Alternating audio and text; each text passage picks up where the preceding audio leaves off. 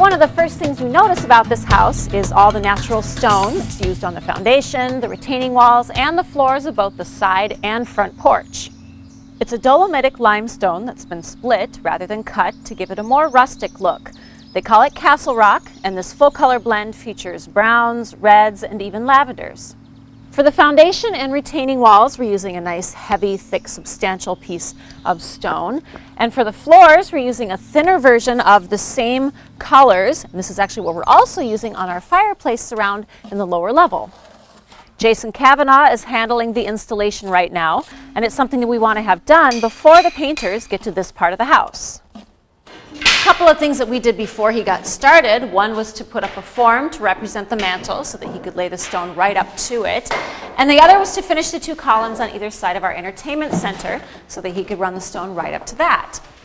So it's looking really good so far. Jason, how do you get started on a project like this fireplace? Well, when you get to the house, the fireplace unit is usually always in. Then there's a plywood backer on it. And you go and you take and put some lath on there and put some staples in there on all the studs. And then when you're done putting the lath on there and getting it nice and tight, you take and you put some type S mortar as a brown coat and go over the whole thing. And then I take a brush and I sweep it so you have a little bit of texture. Then you're ready to lay the stone. And you go and you find the piece, kind of pick and choose on the right one. Like that one fits pretty good, maybe a little chip there. It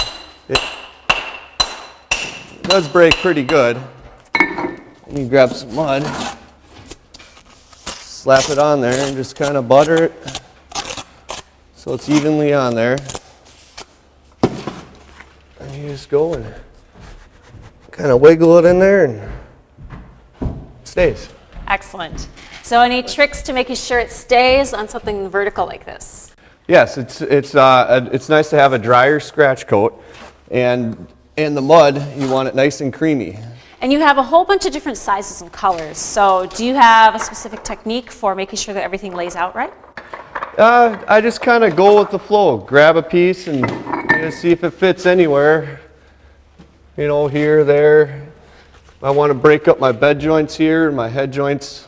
You know, you don't want a line going all the way up, so you want something across it. But you just kind of grab a piece and kind of find the right spot. And then the color, you know, if you think I need a purple one here, I'll throw a purple one there, but just kind of go with the flow. So it kind of takes an eye, it takes a little bit of time. Yeah, a little bit. Kind of an artistic thing. There you go. And you have these two walls that are kind of meeting here, this corner. How are you handling this joint right here? Well, I kind of stagger it. I run one pass this way a little bit and then run the stones on this one going this way. Okay. Run it in there. Then do it the opposite on the other side so it kind of staggers up. So it doesn't, you don't have a real straight joint there. Exactly. So how do you end up wrapping up a project like this? Well, after I have it all laid, I go and I grab a grout bag and put a little mud in it. And then I shoot all the joints, just like that. Fill them in. And I let it sit and dry for a while, for an hour or two. And then I go and I take a oak stick and I tool them out, kind of like this.